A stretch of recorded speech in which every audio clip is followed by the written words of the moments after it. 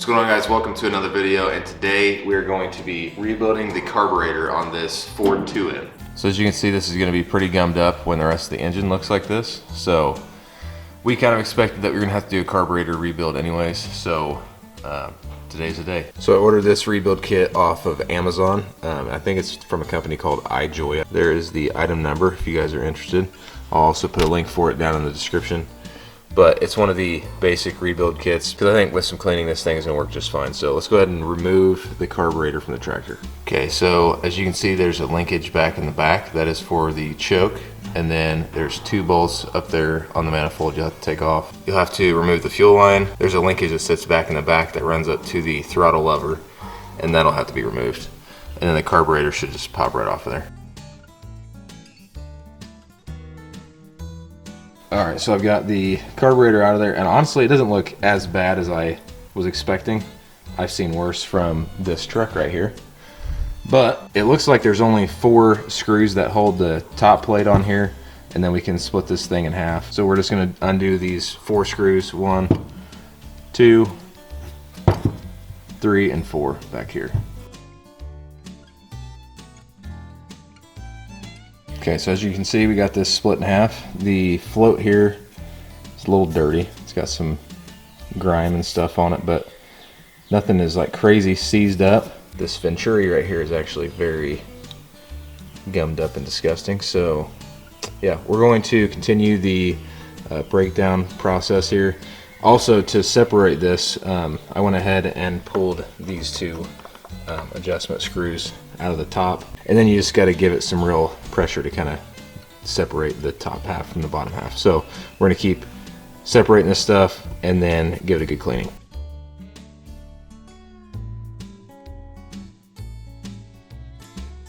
Alright, so in order to get this whole assembly out of there, we've got 2 flathead screws in there. You just have to take those out. That plate will come off, and this whole assembly will come out that way, shaft and all. So let's go ahead and do that.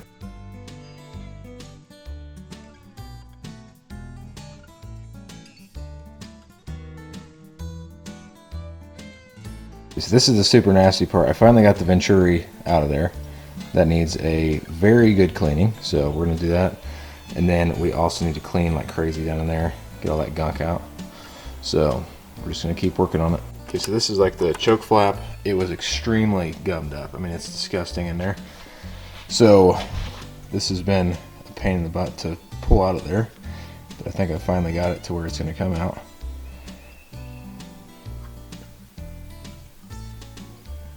I am putting a tremendous amount of pressure on this right now. There we go. Okay, we have to also take this out. This is a 3/8.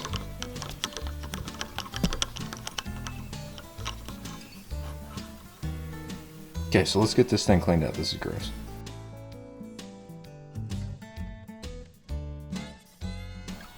Okay, I want to show you this part just because it was difficult for me to try to figure out. So basically, this little flap, which is your choke plate, there's a spring tension plate on top that secures it to the shaft inside of here. So there's a little slot in the middle of that shaft, and this plate on the bottom goes right into that slot. So like that. So like that. I don't know if you guys can see that well enough or not. And then that will just push over top until it seats. There you go. And then as you put your screws through the top there, it'll secure that to the bottom portion of this assembly here. So we're going to go ahead and do that. Okay, I've got the screws in place, and you just want to make sure that this is fully opening and closing.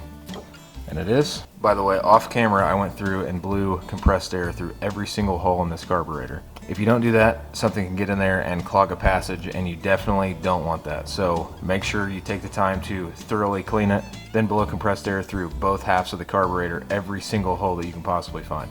So now let's continue with the reassembly. I'm just using a blade from a Sawzall to tighten this down because I don't have anything to span the gap, so this actually works really well. There we go.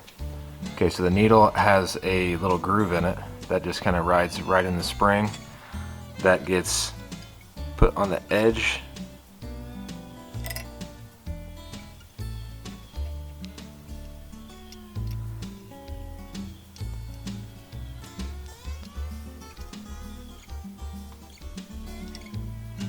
So you drop the needle and a little retainer clip right there, and then there's a shaft that goes through the whole assembly.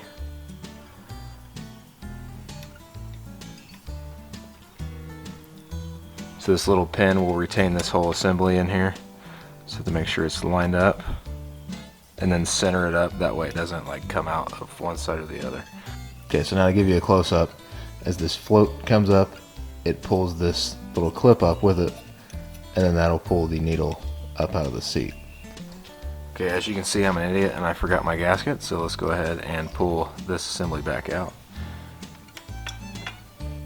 Okay, so the venturi just kind of like hangs out right in the center of the gasket right there, and then we're going to put this assembly back on. Don't drop the little retainer clip on the floor, because I'm telling you right now, I did, and it was not fun to try to find that, but I did find it actually in a crack in the concrete. So yeah, that was a fun experience for me. Okay, so now you want to check your float adjustment just by taking a 1/4 inch drill bit, and it should just barely drag the bottom of that float. So it does. Then we take this guy, set him right over top of there, make sure all your holes are lined up, and then now you want to flip this, but be careful because obviously nothing is actually fastened down in there. Okay, so now we're going to secure it with the 4 screws we started with. Alright, so next step, we just put this plate back on the top. The numbers face outside the carburetor. So there we go.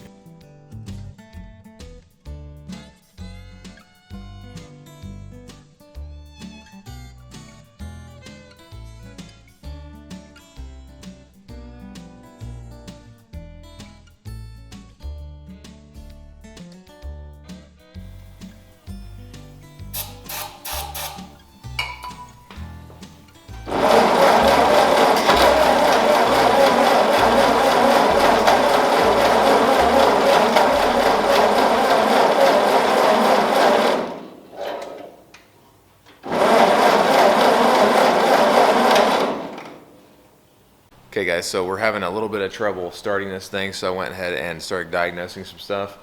When I rebuilt my points, I set the timing for like where the timing mark would just line up, where the timing adjustment screw on the side was just right in the middle of the factory position. And that's usually a good baseline where you can set the timing and get this thing to start up, but I feel like it needed a little bit more advanced timing, so I advanced the timing a little bit, which required me to take the hood off the tractor. Then the farther I got along into this process, I realized the fuel supply was kind of slowing down. So I took the sediment bowl off, it was all clogged up, and the gasket was torn, so it was kind of like leaking around the sides of the bowl. So cleaned the bowl out, got a new gasket, so I'm gonna go throw that in real quick, and then it should start, because it was firing on starting fluid when I was diagnosing it and advanced the timing a little bit. So it should fire up.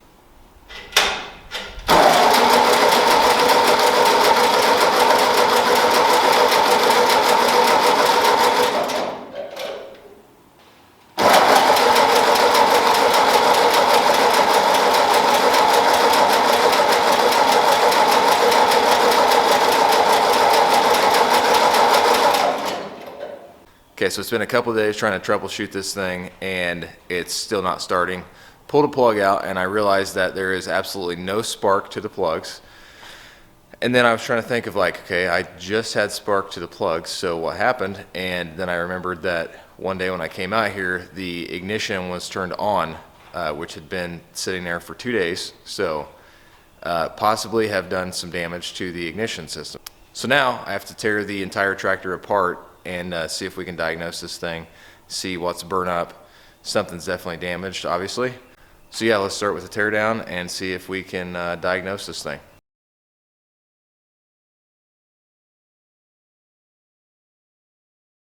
Okay, I'm nearly 100% certain I figured out what's going on here. So I took all this apart.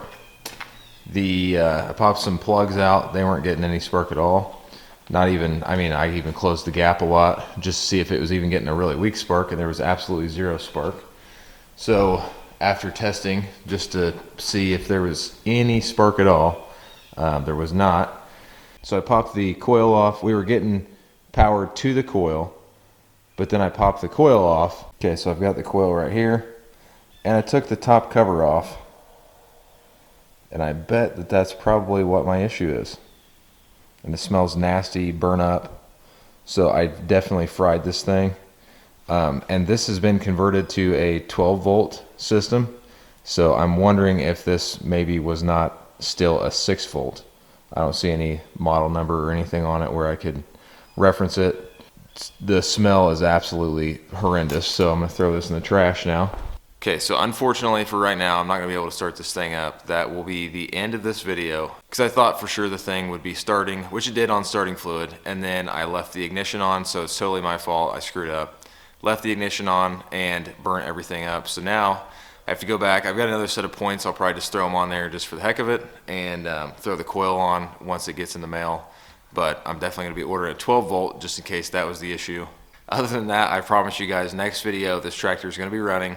Again, it did run when I had just starting fluid in it, and I had the timing set, so it did start up, it ran. I even continued spraying the ether in it just to keep it running, and I even idled it down and everything, so it's definitely good.